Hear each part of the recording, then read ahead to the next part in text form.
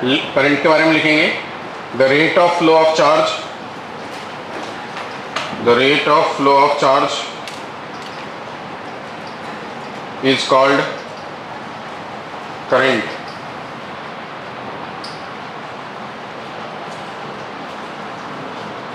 The rate of flow of charge is called current.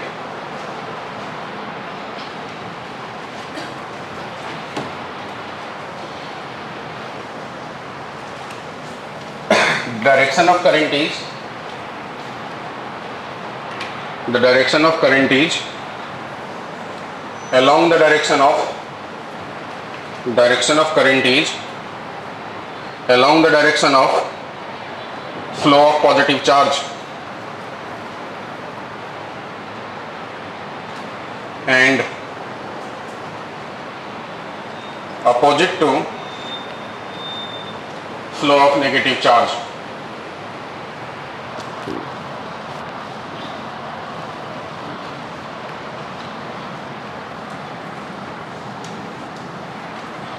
Opposite to flow of negative charge.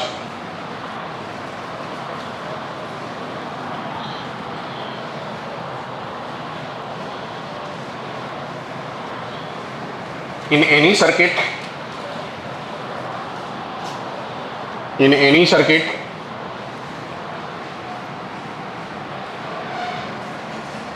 direction of current, in any circuit, direction of current outside the battery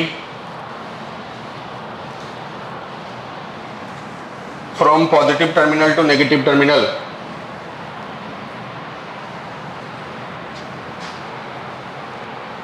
and inside the battery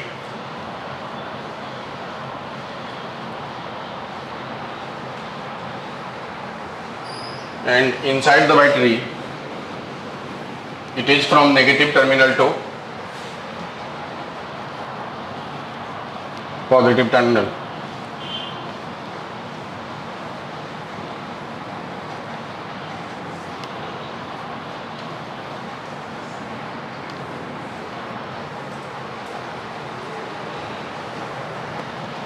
It is from negative terminal to positive terminal.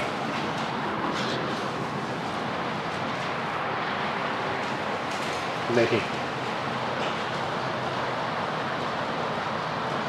Current को हम लोग आई से denote करते हैं। इसका मतलब होता है किसी भी कंडक्टर के अंदर फ्लो ऑफ चार्ज का जो रेट है उसे हम करंट कहेंगे। मतलब ऐसा है कि आई इक्वल टू हम क्यू बाई टी या फिर rate of flow of charge मतलब D Q by D T कह सकते हैं। करंट जो है वो स्केलर क्वांटिटी है एंड मैग्नीट्यूड भी होता है, बट ये ट्रायंगल एडिशन लॉ को फॉलो नहीं करता।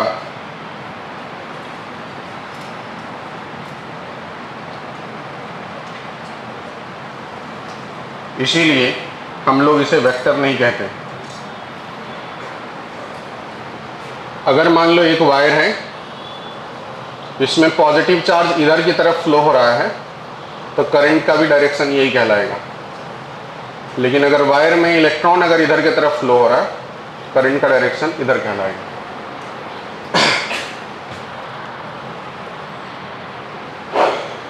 अगर हम बात करें, मान लो एक सवाल जैसे कि rate of flow of charge है, कहीं पर किसी वायर में बोला समय के साथ जो चार्ज फ्लो हो रहा है वो वेरी कर रहा है, ऐसा 2t² - 3t + 4, तो बोला करंट बताओ एट t = 3 सेकेंड पे। तो पहला काम है करंट निकालने के लिए चार्ज को डिफरेंशिएट करना। इसे हम डिफरेंशिएट कर देंगे, ये हो जाएगा 4t - 3, फिर उसमें t की जगह 3 रख देंगे तो 4 × 3 - 3, ये हो जाएगा 9 एम्पियर। इस तरीके का अगर हमको चार्ज गिवन हो और करंट निकालना हो तो ये बातें हो सकती हैं। अब किसी भी जगह में मान लीजिए हम इस मटेरियल की बात करते हैं, तो मटेरियल जो है वो 3 प्रकार के होते हैं। एक होता है कंडक्टर, एक होता है सेमी कंडक्टर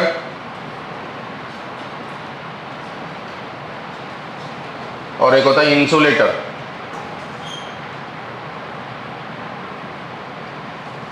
कंडक्टर वो होते हैं जो बहुत इजीली चार्ज को फ्लो होने देते हैं। सेमी कंडक्टर वो होते हैं जिसकी प्रॉपर्टीज इंसुलेटर और कंडक्टर के बीच में रहता हो, जो कि बहुत इजीली चार्ज को फ्लो होने नहीं देता, लेकिन ऐसा भी नहीं कि बहुत ज़्यादा रेसिस्ट करता है।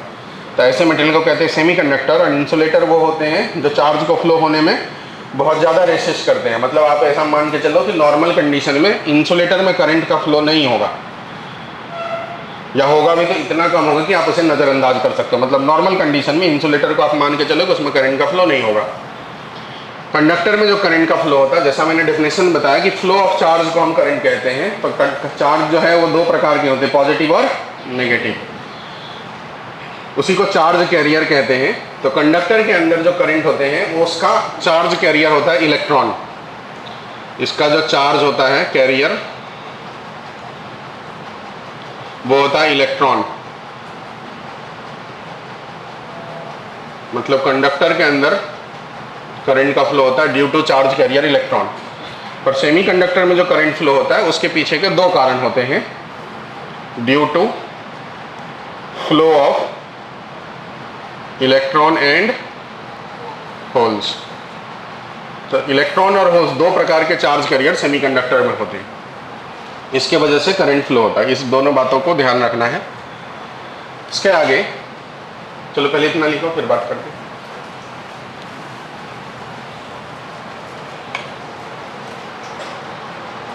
जैसा मान लीजिए एक वायर है, ये ऐसे दूसरे वायर के माध्यम से एक बैटरी के थ्रू मैंने कनेक्ट कर दिए। इसमें करंट का फ्लो होता है।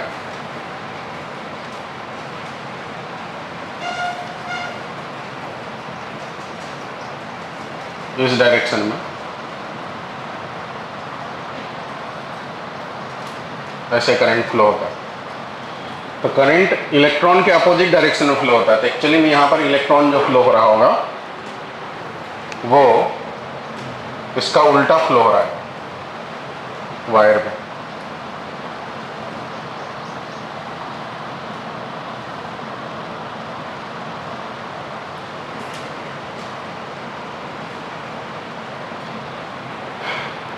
जब हम लोग स्विच ऑन करते हैं तो करंट तुरंत एस्टेब्लिश्ड हो जाता है।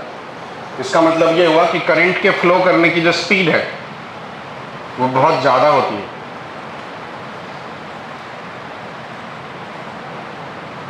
Speed of current speed of light के बराबर होता है।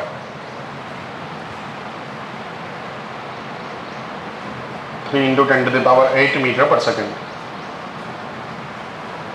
लेकिन करंट का डेफिनेशन ये कहता है कि करंट जो फ्लो हो रहा है वो due to flow of charge हो रहा है। इसका मतलब due to flow of electron हो रहा है। तो इलेक्ट्रॉन जो फ्लो हो रहा है इसकी जो स्पीड होगी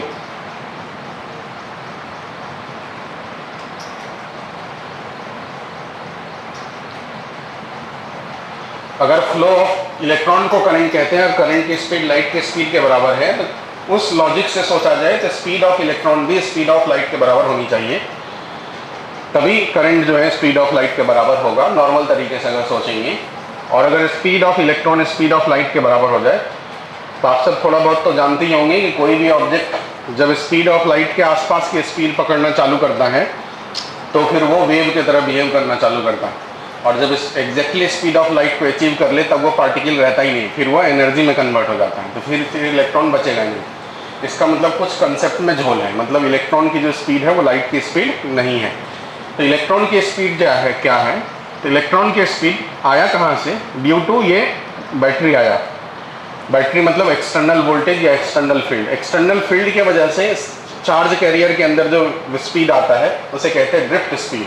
तो स्पीड ऑफ इलेक्ट्रॉन जो है वो एक्चुअली में कहलाता है ड्रिफ्ट वेलोसिटी या ड्रिफ्ट स्पीड, आप जो भी कहना हो आपको।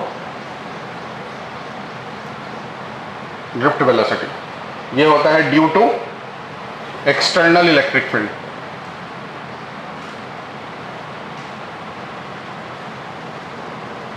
एक्सटर्नल फील्ड की वजह से ये डेवलप होता है।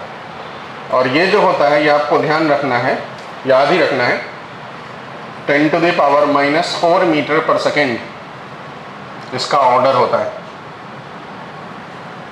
10⁻⁻⁴ मीटर पर सेकेंड। सेंटीमीटर में बोलेंगे तो 10⁻⁻², 10⁻⁻² सेंटीमीटर पर सेकेंड। ये ड्रिफ्ट स्पीड का ऑर्डर होता है। तो अगर स्पीड, अगर इसको देखो, इलेक्ट्रॉन की स्पीड वो बहुत कम है, लेकिन उसके वजह से जो करंट है वो बहुत ज़्यादा होता है। वो इसलिए होता है क्योंकि करंट के फ्लो होने के लिए इलेक्ट्रॉन को बस अपनी लोकेशन से एक लोकेशन आगे जाना है। तो जब ये इलेक्ट्रॉन इस लोकेशन पे जाएगा, उस वक्त इस लोकेशन को साइमल्टेनियसली उसी वक्त में उसके पीछे वाला इलेक्ट्रॉन भर रहा होगा, और उस वक्त उसके पीछे वाला उसको भर रहा होगा, और उसके पीछे वाला उसको भर रहा होगा। मतलब एक छोटे से इंस्टेंट में जब तक एक इलेक्ट्रॉन अपनी पोजीशन खाली करके दूसरी जगह गया, उतने ही देर में पूरे सर्किट के अंदर इलेक्ट्रॉन का मोशन हो गया। तो इलेक्ट्रॉन की स्पीड से कंफ्यूज नहीं होना है। एक झटके के अंदर जितने देर में एक इलेक्ट्रॉन अपनी लोकेशन छोड़ के बाजू वाले लोकेशन पे गया, उतनी ही देर में पूरी सर्किट के अंदर करंट एस्टेब्लिश्ड हो गया, क्योंकि सभी इलेक्ट्रॉन वैकेंट प्लेस को भरेगा। तो एक एक इलेक्ट्रॉन आगे शिफ्ट हो गया। इसका मतलब अगर सिर्फ एक इलेक्ट्रॉन को देखो तो अपना एक लोकेशन बदला है, लेकिन अगर आप पूरी सर्किट को देखो तो आपको समझ में आएगा कि पूरी इलेक्ट्रॉन शिफ्ट हो गई। तो वही जो पूरी इलेक्ट्रॉन का शिफ्ट होना है उसे कहते हैं हम लोग करंट, और एक इलेक्ट्रॉन का जो शिफ्ट है वो है ड्रिफ्ट स्पीड। इसलिए ड्रिफ्ट स्पीड इतना कम है और करंट का स्पीड उतना ज़्यादा है। चलो ये बात भी बना दो, लिख डालो आप।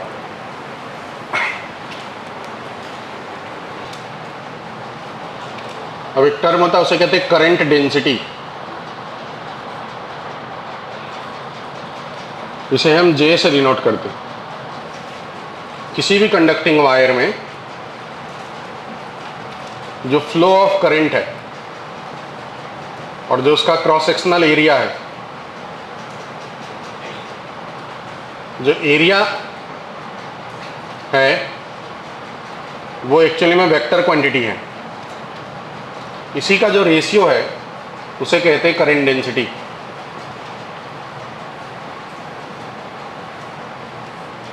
करंट स्केलर क्वांटिटी है, एरिया वेक्टर क्वांटिटी है। दोनों में से कोई एक अगर वेक्टर हो गया तो एक्चुअली में फिर करंट डेंसिटी वेक्टर हो जाएगा। पर अगर कभी एरिया ऑफ क्रॉस सेक्शन और करंट का डायरेक्शन के बीच में कोई एंगल बन जाए, area of cross section surface पे हमेशा परपेंडिकुलर होता है, एरिया वेक्टर, दोनों के बीच में कोई एंगल बन जाए थीटा, तो इस वक्त जो करंट डेंसिटी का फॉर्मूला होता है वो होता है करंट पर यूनिट एरिया का कॉस थीटा कंपोनेंट। मतलब इस वक्त आप एरिया को रिजॉल्व करोगे, ए कॉस थीटा और ए साइन थीटा। आप करंट को रिजॉल्व नहीं करोगे, मतलब ऐसा नहीं कि आप I cos theta by area नहीं लिखेंगे, करंट को रिजॉल्व करेंगे आई बाय ए कॉस थीटा। और यहीं से अगर आप देखेंगे तो आई इक्वल टू आ जाएगा करंट डेंसिटी डॉट, मतलब करंट डेंसिटी साथ में ए कॉस थीटा, दो वेक्टर के साथ कॉस प्रोडक्ट, मतलब कॉस थीटा मल्टीप्लाई में है तो ये डॉट प्रोडक्ट होगा। इसका मतलब जो करंट है वो एक्चुअली में dot product of current density और एरिया वेक्टर है, और डॉट प्रोडक्ट स्केलर क्वांटिटी होता है। यही एकमात्र कारण है करंट को स्केलर कहने का, समझो। इसी वजह से हम करंट को स्केलर क्वांटिटी कहते हैं, क्योंकि दो वेक्टर का डॉट प्रोडक्ट हमेशा ही स्केलर, मतलब स्केलर प्रोडक्ट जो है स्केलर आउटपुट देता है। अब इसका मतलब जैसे कि मान लीजिए एक सवाल है, ऐसा एक कोई कंडक्टिंग वायर है जिसमें करंट फ्लो हो रहा है आई, इस जगह का radius of cross section small A है, ये पॉइंट पी है। मान लीजिए इस जगह का radius of cross section b है, इस पॉइंट को हम क्यू कह दे रहे हैं, और इस जगह का radius of cross section c है, इस पॉइंट को हम आर कह दे रहे हैं। तो करंट का जो फ्लो होता है वो करंट जो है वो due to flow of charge होता है, और चार्ज जो है वो कंजर्व होते हैं। इसलिए जितना किरचॉफ्स लॉ में मैंने बताया था, जितना करंट आया है उतना ही जाएगा, जितना चार्ज आया है उतना ही जाएगा। इसका मतलब ये हुआ कि जितनी करंट पी पॉइंट पे है उतनी ही करंट क्यू पॉइंट पे होगी और उतनी ही करंट आर पॉइंट पे माना जाएगा। लेकिन करंट डेंसिटी अलग हो जाएगी। करंट डेंसिटी एट पी जो हो जाएगा, current at P by pi a square हो जाएगा, current density at Q point हो जाएगा, current at Q by pi b square हो जाएंगी, और current density at R point हो जाएंगे, current at R by pi c square हो जाएगी। मतलब आपको एरिया अलग अलग दिखेगा, इसका मतलब करंट डेंसिटी अलग अलग हो जाएंगे। सबसे बड़ा एरिया जो है वो आर पॉइंट पे दिख रहा है, इसलिए करंट डेंसिटी आर पॉइंट पे सबसे कम हो जाएंगे, उससे ज़्यादा क्यू पॉइंट पे, और सबसे ज़्यादा करंट डेंसिटी पी पॉइंट पे होने वाला है। चलो ये बात भी लिख डालिए आप, दोनों चीज़ें।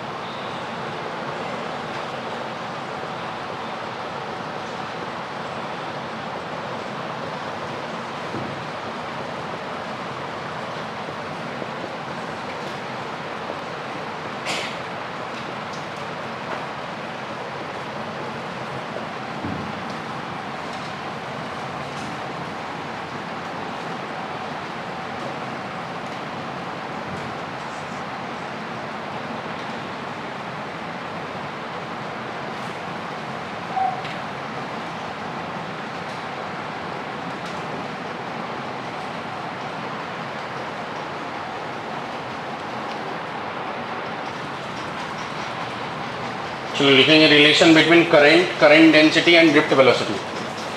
Current density and drift velocity. Current density and drift velocity.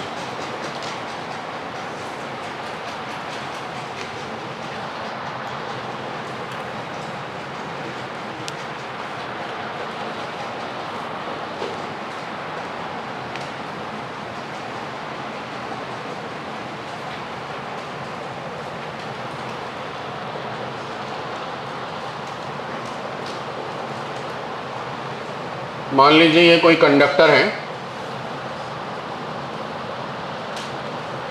इसका area of cross section A है,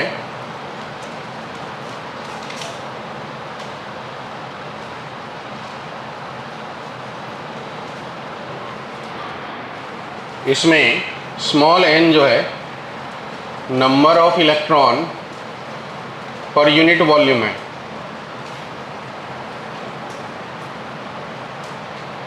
मतलब इसी को इलेक्ट्रॉन डेंसिटी कहते हैं, या चार्ज डेंसिटी आप कह सकते हो, इलेक्ट्रॉन डेंसिटी कहते हैं, number of electron per unit volume. Suppose इसमें जो इलेक्ट्रॉन है, जितने भी सारे इलेक्ट्रॉन हैं, वो ड्रिफ्ट वेलोसिटी से आगे की तरफ जा रहा है। t इक्वल टू 0 पे इलेक्ट्रॉन यहाँ था, और कुछ देर बाद ये इलेक्ट्रॉन यहाँ पहुँच जाएगा। At time t equal to t electron यहाँ पहुँच जाएगा। तो ये जो लेंथ कवर होंगे वो लेंथ हो जाएगा स्पीड इनटू टाइम, इतना लेंथ कवर होगा।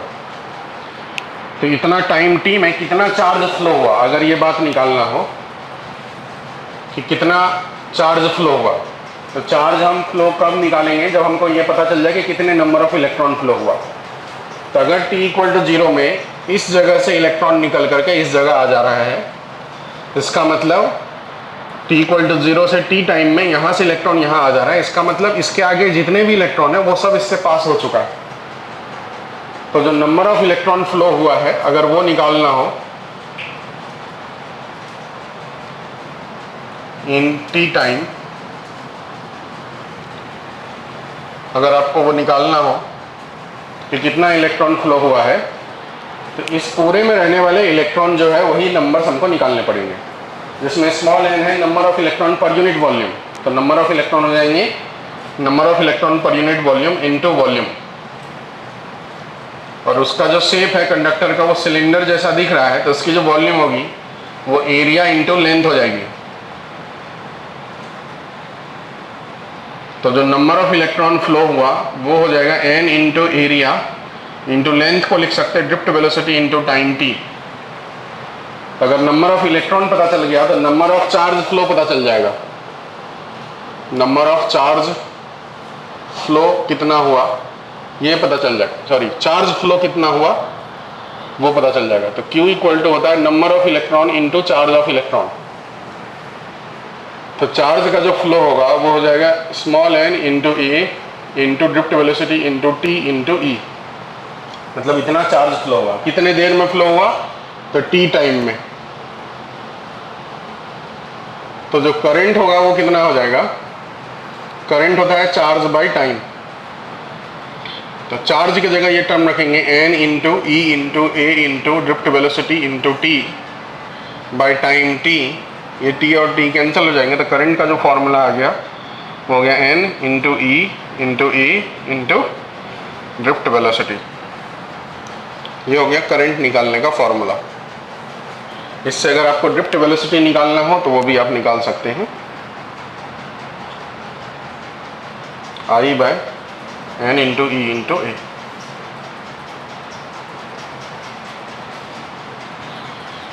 अब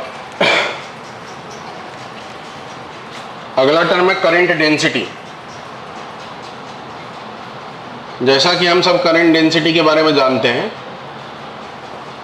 ये होता है करंट अपॉन एरिया। तो करंट की जगह आ जाएगा n into E into A into v d by area की जगह a, ये दोनों कैंसिल हो जाएगा। तो करंट डेंसिटी का फॉर्मूला हो गया n इंटू ई इंटू वी डी। ये हो गया करंट डेंसिटी। वी डी मतलब ड्रिफ्ट वेलोसिटी। चलो इतनी बात लिख लो आप। अब अगर ड्रिफ्ट वेलोसिटी की बात करें तो किसी भी कंडक्टर के अंदर जो इलेक्ट्रॉन फ्लो करता है उसी स्पीड को ड्रिफ्ट वेलोसिटी कहते हैं। तो एक्चुअली में इलेक्ट्रॉन फ्लो करता है ड्यू टू एक्सटर्नल बैटरी, मतलब एक्सटर्नल इलेक्ट्रिक फील्ड। तो एक्सटर्नल इलेक्ट्रिक फील्ड की वजह से फोर्स लगता है वो हो जाएगा चार्ज इंटू इलेक्ट्रिक फील्ड। जो एक्सेलरेशन होता है वो फोर्स बाय मास होगा। इसका मतलब charge into electric field by मास कहेंगे।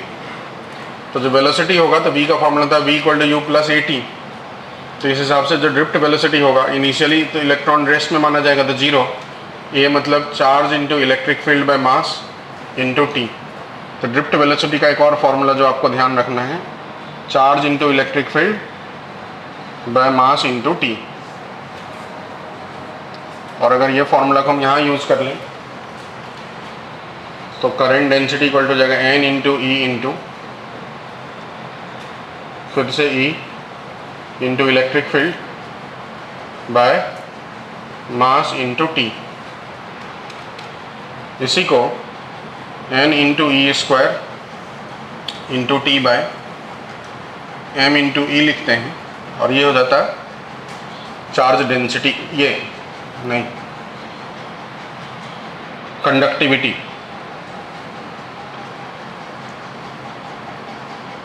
सिग्मा से डिनोट करते हैं उसे।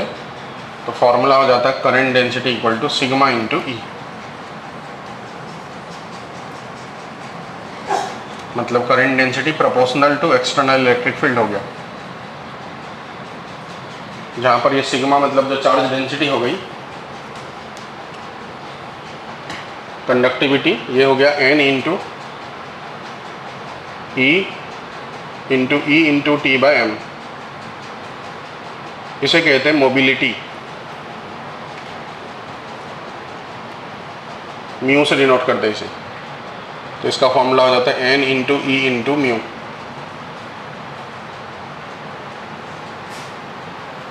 मोबिलिटी जो है वो टाइम ऑफ कोलिजन पे डिपेंड करता है, मास ऑफ चार्ज कैरियर पे और चार्ज पे डिपेंड करता है। जिसमें चार्ज ऑफ इलेक्ट्रॉन मास तो कांस्टेंट रहना, तो कुल मिलाकर के इस टाइम पे डिपेंड करता है। चलो इतनी बातें लिखो था। जो करंट डेंसिटी हो गया वो सिग्मा इंटू ई हो गया। इसे थोड़ा और आगे बढ़ाएंगे तो इलेक्ट्रिक फील्ड को लिखते हैं वोल्टेज बाय डिस्टेंस, और करंट डेंसिटी को लिखते हैं करंट बाय एरिया। तो इसे लिखा जाएगा ऐसा V बाय L। यहीं से इसे current into L by area into 1 by sigma, तो V लिखेंगे, मतलब V equal to 1 by sigma into L by A into I लिखा जाएगा। 1 बाय सिग्मा को कहते हैं रेजिस्टिविटी,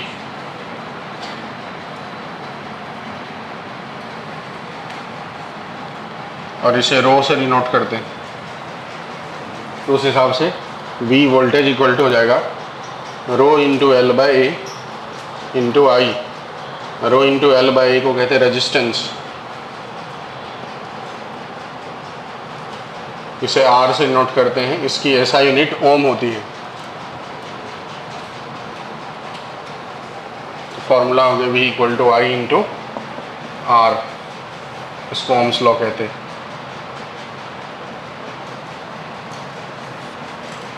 यहाँ पे रेजिस्टेंस का फॉर्मूला हो गया रो इंटू L बाय ए।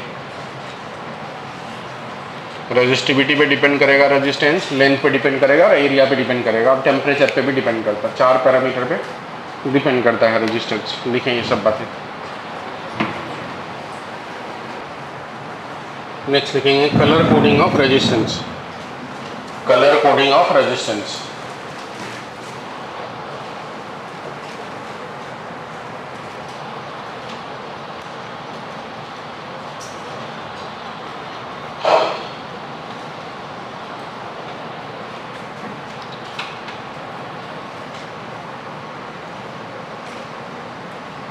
ऐसे शेप में रेजिस्टेंस होता है जिसमें एक साइड में 3 कलर होते हैं, 3 कलर की पट्टी होती है A, B और C, और दूसरे एंड में एक कलर की पट्टी होती है या तो कभी कभी नहीं होती। ये दूसरे एंड मतलब एक प्रकार का एरर है, इसे टॉलरेंस कहते हैं, एरर या टॉलरेंस। अगर ये एंड पे कलर गोल्ड का हो तो 5% एरर लेते हैं, मतलब टॉलरेंस लेंगे। अगर सिल्वर कलर हो तो 10% लेंगे, और अगर कोई कलर नहीं हो, एकदम खाली रहे, तो 20% का एरर लेंगे। ये ABC में जो कोड है, तो रेजिस्टेंस लिखने का तरीका होता है AB, मतलब A और B into 10 to the power C, इसे मैं D कह देता हूँ, प्लस माइनस D%। ये तरीका होता है लिखने का। अब ABC के लिए आपको कोड ध्यान रखना है कि अगर कोई ब्लैक कलर दिखेगा तो उसका कोड 0 लेते हैं, ब्राउन का कोड 1 लेते हैं, रेड का कोड 2 लेते हैं, ऑरेंज का कोड 3 लेंगे, येलो का 4 लेंगे, ग्रीन का 5 लेते हैं, ब्लू कलर का 6 लेते हैं, वॉयलेट कलर का 7 लेते हैं,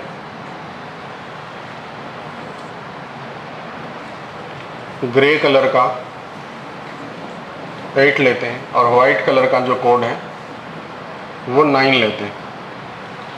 ये याद रखने के लिए एक लाइन सबको याद होगा फिर से, लेकिन मैं लिखता हूँ BB रॉय, ग्रेट ब्रिटेन,